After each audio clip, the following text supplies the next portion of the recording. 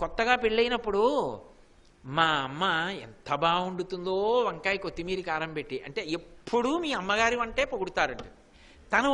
తనకి పిల్లలు పుట్టాక ఆ అమ్మ అన్న మాట, అమ్మ పెట్టినది తిని పిల్లాడు ఆనందపడిపోవడంలో మాధుర్యం అర్థమై మీరు అలా ఆ రోజుల్లో ఎందుకన్నారో నాకు ఇప్పుడు అర్థమవుతోందంట.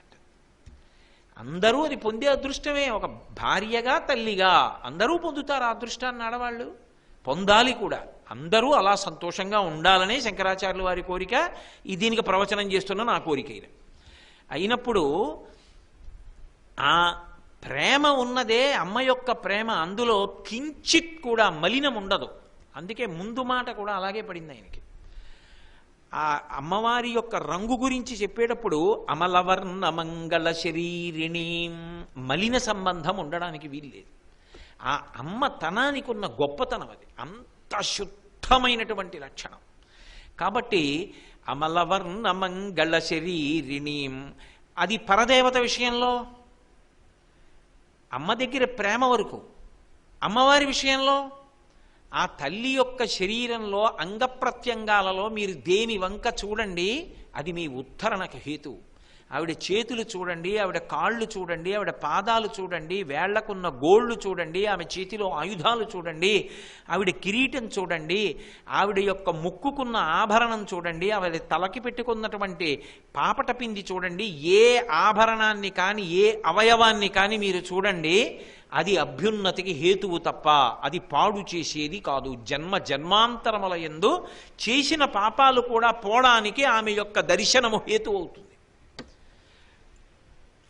అయినప్పుడు ఇంకా ఆవిడ కన్నా మంగళస్వరూపిణి లోకంలో ఎక్కడుంటుంది? ఓ సువాసిని ఎదురొచ్చిందనుకోండి, అబ్బా చాలా మంచి శకునం అమ్మా, తల్లి రండి, అదా పక్కకెడతారే, రండి నా అదృష్టం ఇవాళ మీరు ఎదురొచ్చారు అని పెడతాం. పక్కింటి ఇల్లాలు కనపడింది, అబ్బో లక్ష్మీస్వరూప మా తల్లి జగదంబిలా కనపడుతోందనో మనసులో నమస్కారం పెడతాం. మరి ఇంతమంది సువాసినుల సువాసినిత్వాన్ని నిలబెట్టేటటువంటి సర్వమంగళాదేవత అయినటువంటి ఆ పరదేవత యొక్క స్వరూపం పరమమంగళ స్వరూపం కాకపోతే ఇంకోటి ఎలా అవుతుంది? అటువంటి రూపాన్ని చూడగలగడం జన్మలో ఎంత అదృష్టం. పైనేత్రంతో చూస్తే కదలనేది కనపడుతుంది, లోపలి నేత్రంతో చూస్తే కదిలేది కనపడుతుంది. అది తేడా, అది మంగళ రూపిణి. మీరన్న మాట మాకు అంత బాగా అర్థం కాలేదంటారు. నేను ఓ లలితాపరా భట్టారికా స్వరూపం దగ్గరికి వెళ్ళి కూర్చుని చూస్తున్నాను అనుకోండి, ఎంతసేపు చూసినా అమ్మవారు అలాగే కనపడుతుంది. నేను కళ్ళు మూసుకుని చూస్తున్నాను అనుకోండి, ఇప్పుడు అమ్మవారు ఏంటి నాన్న అని ఇలా నా గడ్డం పుచ్చుకున్నట్టు, అమ్మా ఒక్కసారి పాదాలు పట్టద్దా అమ్మా, పట్టు అని చీర ఇలా పైకి తీసి పాదాలు చాపినట్టు నేను ఎర్రటి అమ్మవారి పాదాలు ఎలా పూల్చారమ్మా తాబేటి డిప్పతోని ఈ పాదం పై భాగాన్ని అన్నారు శంకరాచార్యులు వారు. అది కఠినంగా ఉంటుంది కదా, అలాంటి పాదం ఇంత మెత్తటి పాదం కదమ్మా నీది అన్నారు. ఆ మెత్తటి పాదాన్ని నేను సంవాహనం అంటే ఒత్తుతున్నట్టు, అమ్మవారు నా వంక చూసి పరమ ప్రేమతో నవ్వినట్టు, అమ్మ నాకు కాస్త పాయసాన్నం ప్రసాదం పెట్టినట్టు, ఇవి ఎక్కడ కనపడతాయి? బయట విగ్రహంలో కదలదు, ఇక్కడ కదులుతుంది. భావన యందు కదిలి కనపడుతుంది. ముందసలు ఈ కంటితో చూడడం మొదలైతే లోకంటితో చూసినప్పుడు కదలుతూ కూడా అనుగ్రహిస్తుంది. ఇది ఆమె యొక్క గొప్పతనం. ఆవిడ లోపల నిలబడి కదిలిందనుకోండి ఉద్ధరణ. నిచ్చెనకి ఇలా ఎక్కితే ఎక్కావు, ఇలా దిగితే దిగావు. అలా కాకుండా కల్లో ఇంకెవరన్నా కనపడి కదులుతున్నారనుకోండి కిందకు వచ్చావు. ఆవిడ కనపడితే పైకి ఎక్కావు. ఆవిడ మంగళస్వరూపిణి. కాబట్టి అంత గొప్ప తల్లి పైకి చూసినటువంటి చూపు వలన ప్రేమతో ఆమె నీ మనసులోకి చేర్చుకునేటటువంటి స్థితి సంభవమైతే తర్వాత నీ కనురెప్పల మూతలు పడి ఆమె కదలికలను కూడా నీవు దర్శించగలవు.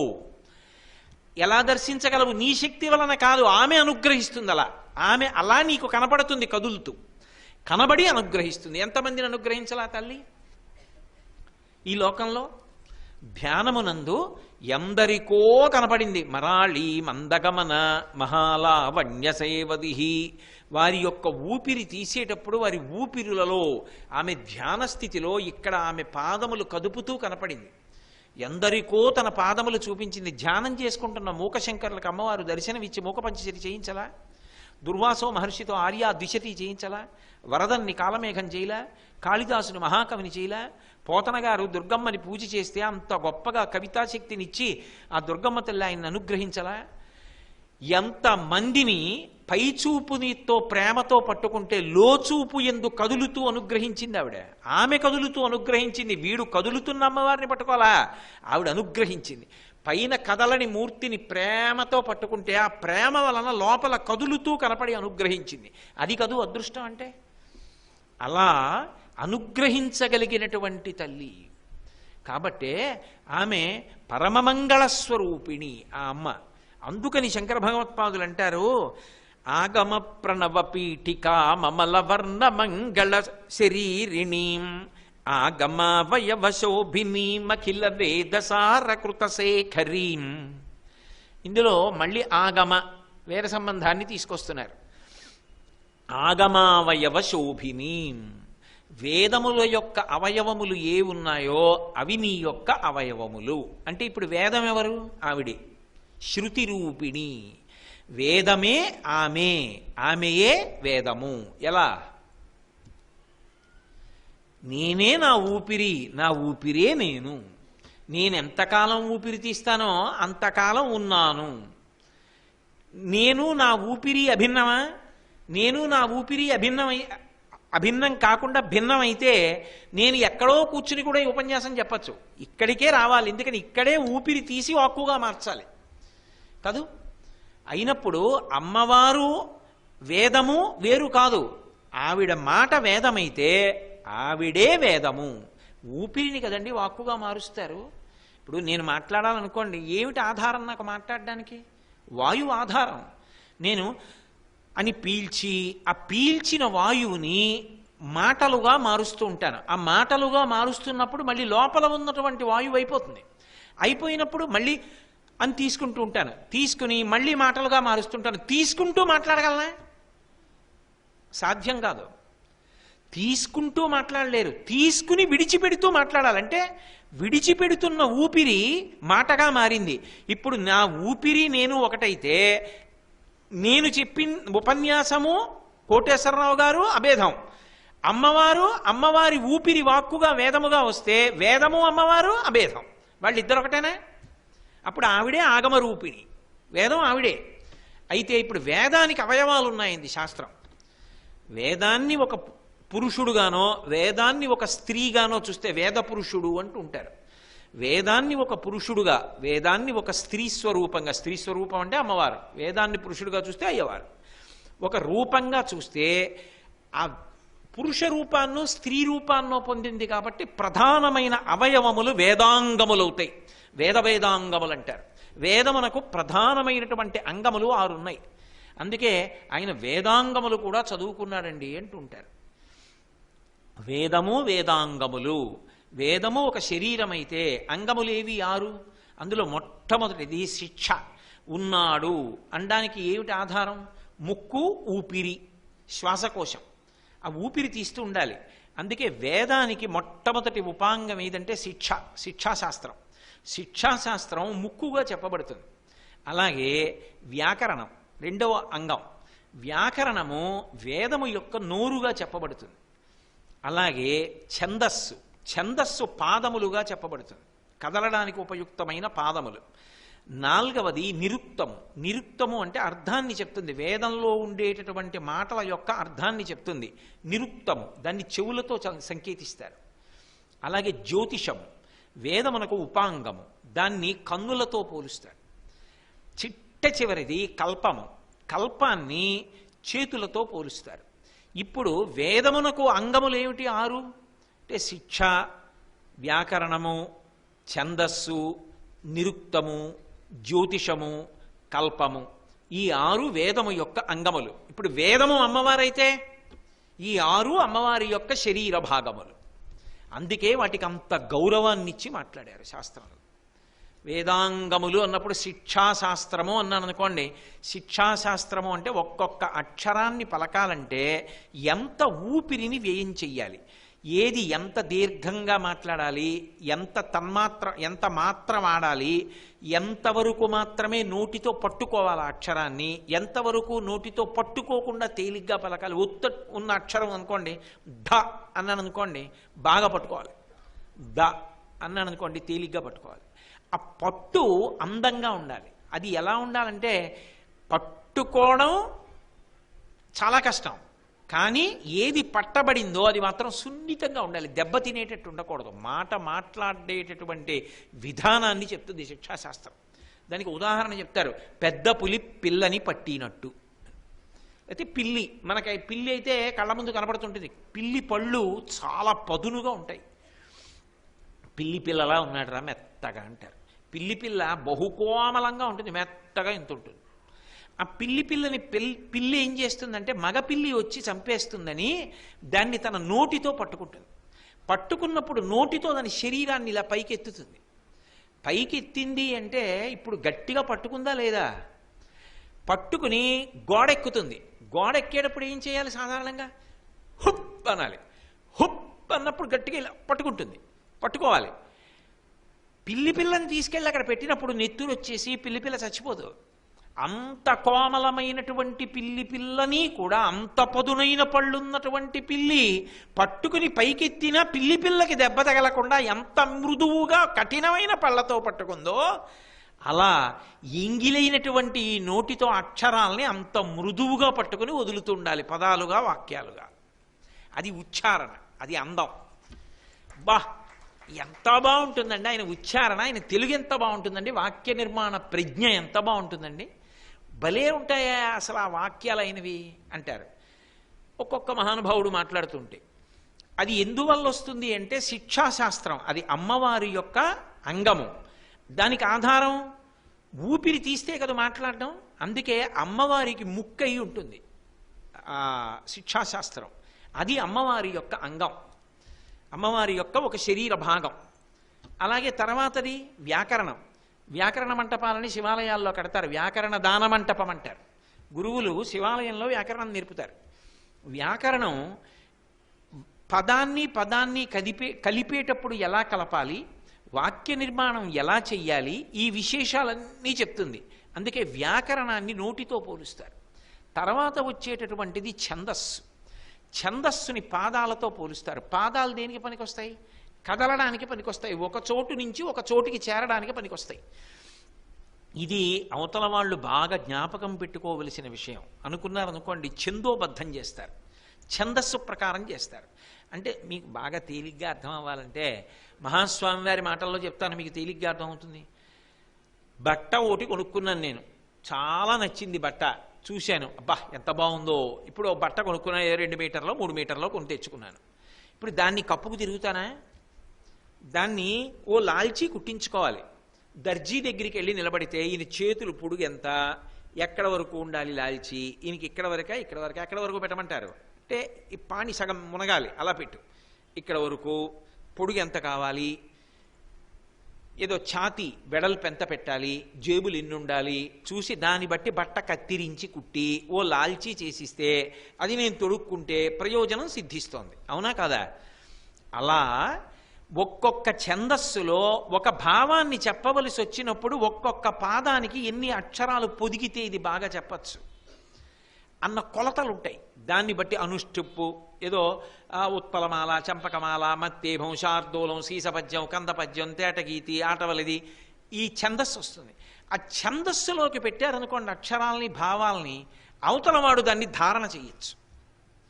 పద్యాలు ఇప్పుడు రోజు ఇది చదువుతున్నాను అనుకోండి, హారను పుర్ర కిరీట కుండల విభూషిత వయవశోభినీం అంటే వింటుంటే వచ్చేస్తుంది. ఎందుకంటే ఒక ఛందస్సులో రచన చేస్తే కంఠగతం అవుతుంది, నిలబడుతుంది. అది గుర్తుపెట్టుకోవలసిన విషయం. ఉపకారికి నుపకారము విపరీతము కాదు చేయ వివరింపంగా, అపకారికి నుపకారము నెపమెన్నక చేయువాడే నేర్పరి సుమతి. ఉపకారికి ప్రత్యుపకారం చేయడం గొప్ప కాదు, అపకారం చేసిన వాడికి ఉపకారం చేయి, అప్పుడు నువ్వు మనిషివి. ఇది గుర్తుండాలంటే ఛందోబద్ధం చెయ్యాలి. ఓ పద్య రూపంలో రాస్తారు, అప్పుడు అది ధారణలో ఉంటుంది, గుర్తులో ఉంటుంది. ఆ సందర్భం వచ్చినప్పుడు వీడు నాకు అపకారం చేశాడు, వీడికి ఎందుకు ఉపకారం చేయాలి నేను అనిపించినప్పుడు అలా కాదు బతకవలసింది. అపకారికి ఉపకారం చేస్తే నువ్వు మనిషివి. పద్యం ధారణలో ఉంటుంది, గుర్తొస్తుంది, రాయొచ్చు. అంత గుర్తు పెట్టుకోవలసిన అవసరం లేని విషయాలు అనుకోండి వచనంలో రాస్తారు. అందుకే వా అని పెడతారు. వా అని పెట్టి వచనంలో వర్ణన చేస్తారు. ఒక అరణ్యం ఉందనుకోండి, అందులో యాలుక తీగలున్నాయి, ఏదో పెద్ద పెద్ద చెట్లున్నాయి, లేకపోతే పెద్ద పెద్ద పెద్ద పులులు అరుస్తున్నాయి, ఏనుగులు తిరుగుతున్నాయి, ఇసల ఏళ్లు పడుతున్నాయి, అక్కడేమో పెద్ద పెద్ద తటాకములు ఉన్నాయి, అందులో తామర మొగ్గలు విచ్చుకున్నాయి, తామర పూలు, దాంట్లోకి తుమ్మిదలు ఝంకారం చేస్తూ వాలుతున్నాయి, ఎగురుతున్నాయి. ఎందుకు ఇవన్నీ గుర్తెట్టుకోకపోతే ఏమిటి? ఏవి నువ్వు గుర్తు పెట్టుకోక్కర్లేదో, ఏవి చదివి కథాభాగంగా నువ్వు సంతోషం పొందొచ్చో అది వచనంలో ఇస్తారంటే ధారణ చెయ్యక్కర్లేదు. ఛందోబద్ధం చేస్తే పాదం కాబట్టి కదులుతుంది, ఎవడు రాశాడో వాడి దగ్గర నుంచి అవతల వాడి మనసులోకి ఎడుతుంది. అందుకని ఛందస్సు అమ్మవారి యొక్క పాదములు. అందుకని కవిత ఛందోబద్ధం. పూర్వం అంతా ఛందోబద్ధమైన కవిత ఎందుకు ఇచ్చారంటే ప్రయోజనకరమైన విషయం ధారణలో అవతల వాడికి వెళ్ళాలి అని. కాబట్టి ఛందస్సు పాదములు. నిరుక్తము, అర్థం తెలియాలి. అర్థం తెలియలేదనుకోండి, మీరు యాంత్రికంగా దాన్ని ఎంతకాలం పట్టుకుంటారు, మీ మనసు రమించదు. మీకు ఏమి, ఇప్పుడు నేను దీని గురించి ఎందుకు చెప్తున్నాను మీకు, ఇది ఏమిటో ఏమీ తెలుసుకోకుండా మీరు ఈ శ్లోకాలు చదివారనుకోండి, పై చదవడానికి బాగుంటుందేమో అంతే.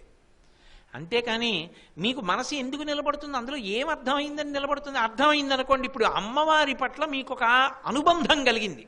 అంటే నీ చెప్తే కలిగిందని కాదు, మీకు ఎప్పుడు ఉంది ఆ అనుబంధం కలిగింది. ఈ అనుబంధం కలిగితే ఒక్కసారి అమ్మవారిని ఇవాళ మనసి భావయామి పరదేవతాం చదువుదాం అని చదువుతుంటే ఎక్కడో అక్కడ మీకు నీ చెప్పిన విషయాలు ఏవో జ్ఞాపకానికి వచ్చాయనుకోండి, ఒక్కసారి ఆగిపోయి అదే మాట అమలవర్ణ మంగళ శరీరిణీం, అమలవర్ణ మంగళ శరీరిణీం అని ఆ లోపలి ప్రేమ కదూ అమ్మ అని మీకు ఏవో భావాలు మనసులో అలా వచ్చి అక్కడ ఆగిపోయి మీరు చెక్కిట చేయి చేర్చి మనసులో భావన చేస్తుంటే మీ కన్నుల వెంట ఆనంద భాష్పాలు పడ్డాయి. అది సిద్ధి. ఇప్పుడు అది ఎక్కడొస్తుంది? అర్థం చేసుకోవడంలో వస్తుంది. ఆ మాటలకు అర్థం తెలియదు అనుకోండి, అప్పుడు అది చిలక పలుకుల్లో అయిపోతుంది. దాంతో ఎన్నేళ్ళు మీరు అది చదవండి, మీకు మనసు సమన్వయం అవదు. ఎందుకంటే దాంతో అవడానికి అసలు అది ఏమిటో మీకు తెలిస్తే కదా. బాహ్యంలో ఉండేటటువంటి కవిత్వంలో వాడినటువంటి మాటల యొక్క అర్థాలు పట్టుకోవడమే చాలా కష్టం. సంస్కృతంలో ఏదైనా ఓ మాటకు అనుమానం వస్తే అమరకోశం చూస్తాం, అమరకోశంలో దానికి అర్థం ఏం చెప్పాడు అన్నది తెలుస్తుంది. అందులో వేదంలో ఉన్నటువంటి మంత్రములలో వాడినటువంటి మాటలు ఉంటాయే, ఒక్కొక్క మాటకి ఎంత లోతైనటువంటి అర్థాలు ఉంటాయో. హృదయం అంటే వేదంలో హృదయం అన్న మాటకి ఎంత గంభీరమైన అర్థం ఉంటుందో. హృదయము అంటే గుండె కాదు వేదంలో. హృదయము అంటే ఈశ్వర నివాసము, జ్యోతిషము. ఒకడికి కళ్ళు లేవనుకోండి, ఆ దేవాలయం ధ్వజస్తంభం చూడు, ఆ రాజగోపురం చూడు అన్నారనుకోండి, ఆయన బాధపడతాడు. కళ్ళేవిరా చూడ్డానికి అంటాడు. దగ్గర ఉన్నదైతే ఇలా ముట్టుకుని ఇది కర్రా అంటాడు. ఇలా ముట్టుకుని అది కర్ర కాదురా వేణువు అంటే ఓ తొక్కేస్తానేమో అని పక్కన పెడతాడు. ఇలా ముట్టుకుని ఓ మెత్తగా ఉందే ఇది ఏమిటి పువ్వా అంటే కాదు మైకు, ఓ దీనితో నాకేం పని లేదులే అని వదిలేస్తాడు. ఆయన పాపం దగ్గరగా ఉన్నదాన్ని కూడా స్పర్శ చేత తెలుసుకుంటాడు, ఇక దూరంగా ఉన్నదాన్ని చెప్పలేడు. జ్యోతిషము అన్న మాటకు అర్థం ఏమిటంటే గ్రహగతుల యొక్క కదలికలను బట్టి రాబో కాలంలో జరిగే విషయాలను చెప్పగలిగినటువంటి సమర్థతను ఇవ్వగలిగిన శాస్త్రం. దాన్ని నారదుడు చేశాడు, ఎంతమంది మహానుభావులు చేశారు. ఈ దేశంలో జ్యోతిష శాస్త్రము పెట్టింది పేరు. అంతవరకు ఎందుకండి, ఇప్పటికీ పంచాంగంలో గ్రహణం ఎన్ని గంటలకు వస్తుందో మన వాళ్ళు లెక్క కట్టి రాసేట్లా. శారదా నవరాత్రుల్లో కలశస్థాపన ఎప్పుడు చేయాలో రాయిట్లా. ఖచ్చితంగా అమావాస్య తిథి ఎప్పుడు వస్తోందో, ఆకాశంలో చంద్రబింబం ఎప్పుడు కనపడదో రాయిట్లా. అదంతా జ్యోతిషం బట్టి రాయిట్లా. జ్యోతిషము ఒక్క మహాశాస్త్రముగా ఈ దేశంలో నిలబడలా. ఒక డాక్టర్ గారు సరిగా ఆపరేషన్ చేయలేదనుకోండి, వైద్యశాస్త్రాన్ని అంతటినీ నిందిస్తారా? ఎవరో ఒక్కడు జ్యోతిషాన్ని సరిగా చెప్పలేకపోయితే జ్యోతిష శాస్త్రాన్ని అంతటినీ నింద చేస్తారా? అది శాస్త్రమే. ఎన్నోసార్లు ఆ శాస్త్రము తన గొప్పతనాన్ని నిరూపించుకుంది. అంత గొప్ప శాస్త్రం. అందుకే అది కన్ను, అమ్మవారి కన్నులు జ్యోతిష శాస్త్రం. కన్నులున్నవాడు దూరంగా ఉన్న వస్తువుని చూస్తాడు. అదిగో దేవాలయం శిఖరం రా, ఇక్కడి నుంచి కనపడుతోంది అంటే ఊరు దగ్గరికి వచ్చామన్నమాట. ఊళ్ళో పెద్ద పెద్ద దేవాలయాలు ఉన్నాయి, అదే అరుణాచలం అయి ఉంటుంది బహుశా, అదిగో 4 శిఖరాలు కనపడుతున్నాయి అంటాడు. ఇక్కడి నుంచి చూశాడు. గ్రహగతులను లెక్క కట్టి చూడగలిగినటువంటి శాస్త్రమునకు జ్యోతిషమని పేరు. అది అమ్మవారి కన్ను. అమ్మవారు వేదరూపిణిగా నిలబడితే, శృతి రూపిణిగా నిలబడితే అది ఆవిడ కన్ను అవుతుంది. జ్యోతిషము, కల్పము. కల్పము అంటే అమ్మవారి యొక్క చేతులు. ఏది ఎలా చెయ్యాలి? రేపు చండీ హోమం చేశామనుకోండి, మనిష్ట ప్రకారం కాదు చేయవలసింది. ఏ కార్యం చెయ్యాలన్నా ఒక కల్పం ఉంటుంది. చండీ హోమం చెయ్యాలి. చండీ హోమం చెయ్యాలంటే దానికి ఏ పదార్థాలు ఉండాలి? సృక్ అంటే ఎలా ఉండాలి, స్రవం అంటే ఎలా ఉండాలి, ఆవు నెయ్యి అంటే ఆవు నెయ్యే తీసుకురావాలి. దానికి ఏ ఏ పాత్రలు సిద్ధం చేయాలి, ఎర్ర పువ్వులు ఎన్ని ఉండాలి, అక్షతలు ఎన్ని ఉండాలి, దానికి ఏ పదార్థాలు సిద్ధం చేయాలి, ఎంతమంది కూర్చోవాలి, ఎంతమంది ఏ ఏ పదార్థాలు అగ్నిహోత్రంలోకి సమర్పణం చెయ్యాలి, ఇవి కల్పంలో చెప్పబడతాయి. ఈ కల్పంలో చెప్పబడిన దాన్ని క్రతువుగా చేస్తే అప్పుడు దీని వలన ఏమవుతుంది అంటే కార్యము సిద్ధిస్తుంది, పుణ్యాన్ని పొందుతాడు, ప్రయోజనాన్ని పొందుతాడు. అది ఎలా చెయ్యాలో చెప్పినటువంటి విధానానికి కల్పము అని పేరు ఆ శాస్త్రానికి. అది వేదము యొక్క అంగము. ఆ కల్పము అమ్మవారి యొక్క చేతులు.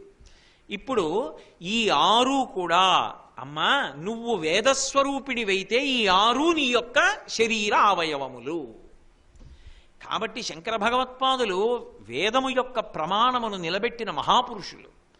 అటువంటి శంకర భగవత్పాదులు శృతిరూపిణి అని పేరు ఉన్నటువంటి అమ్మ. అందులో శృతిరూపిణి అద్భుతమైనటువంటి పేరు. వేదమే అమ్మవారిగా వచ్చి ఎదురుగుండా నిలబడితే ఆమె శృతిరూపిణి. ఆడపిల్లకి పెట్టుకోవడానికి పరమ యోగ్యమైనటువంటి పేరు.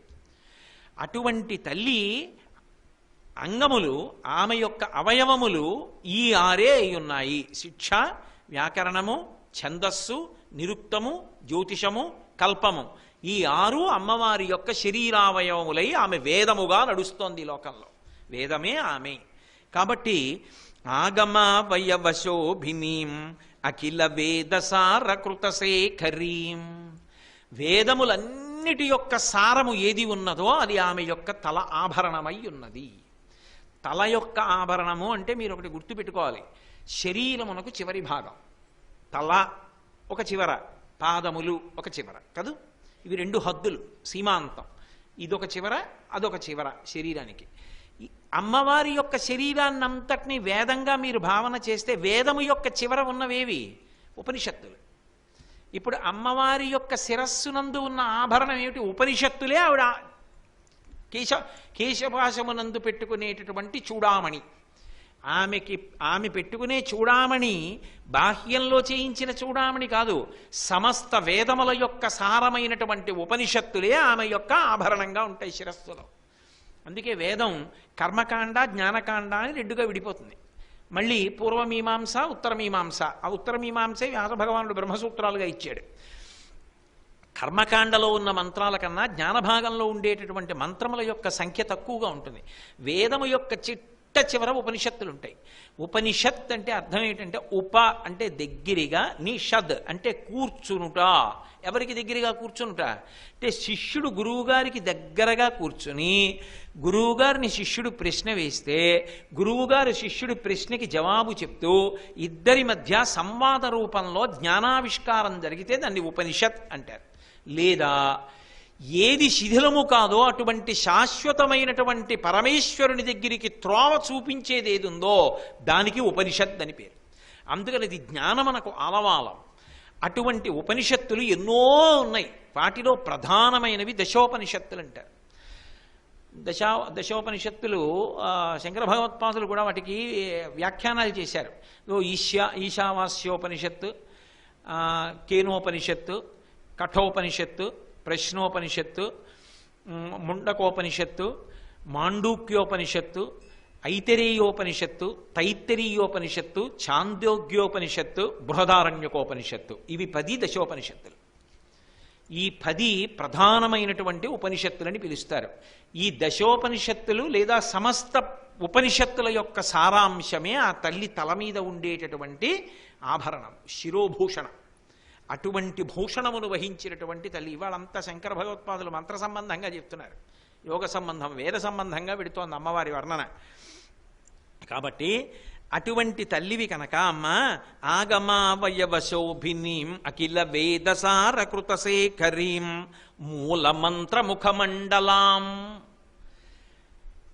అమ్మవారికి అనేకమైనటువంటి మంత్రాలు ఉన్నాయి. ఇన్ని మంత్రాలు అమ్మవారికి సంబంధించినవి, 1, 2 కాదు. కార్యసిద్ధి కోసం అమ్మవారి సంబంధంగా హోమం చేయడానికి ఉపయోగించేటటువంటి మంత్రములు ఎన్ని మంత్రములు ఉన్నాయి. అందులో సరస్వతీ కటాక్షానికి సంబంధించిన మంత్రాల దగ్గర నుంచి లక్ష్మీ కటాక్షానికి, దురితం పోగొట్టడానికి, అభయాన్ని పొందడానికి ఎన్ని రకాలైనటువంటి మంత్రాలు. ఆ మంత్రాలన్నీ కూడా ఆయా పదార్థములు కల్పంలో చెప్పినట్టుగా ఆయా పువ్వులతో హోమం చేస్తారు. చేసినప్పుడు అందులో పంచదశాక్షరి అని ఒక మహామంత్రం 15 అక్షరాలతో ఉంటుంది. ఆ పంచదశాక్షరి మహామంత్రం ఏదుందో అది అమ్మవారి మంత్రాలకన్నిటికీ మూలమంత్రంగా చెప్తారు. మిగిలిన మంత్రాలు ఆ మంత్రానికి అనుషంగిక మంత్రాలు అని శ్రీ విద్యా సంప్రదాయంలో సిద్ధాంతం. పంచదశి ఆ ఏదుందో 15 అక్షరాల మంత్రం ఏదుందో ఆ మంత్రం అమ్మవారి యొక్క మూలమంత్రం. ఆ మూలమంత్రమే అమ్మవారి యొక్క ముఖం. అంటే జ్ఞానేంద్రియములన్నీ దాని ఎందే సువ్యవస్థితములై ఉన్నాయి అని గుర్తు. అటువంటి మూలమంత్రము ముఖముగా కలిగినటువంటివి తల్లివి. మిగిలినటువంటివన్నీ కూడా దానికి అనుషంగికమైనటువంటి మంత్రములు. అది ప్రధాన మంత్రం. మూలమంత్రము అన్న మాటకు అర్థం ఏంటంటే ఏది మిగిలిన సారాన్నంతటినీ కూడా చెప్పేస్తుందో దాన్ని మూలమంత్రం అంటారు. శ్రీ ఉమామహేశ్వర పరబ్రహ్మార్పణమస్తు. స్వస్తి.